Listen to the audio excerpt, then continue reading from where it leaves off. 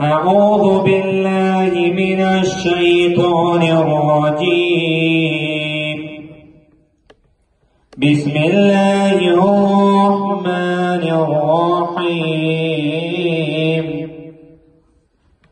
أرأيت الذي يكذب بالدين فذلك الذي يدع اليتيم ولا يرد على طعام المسكين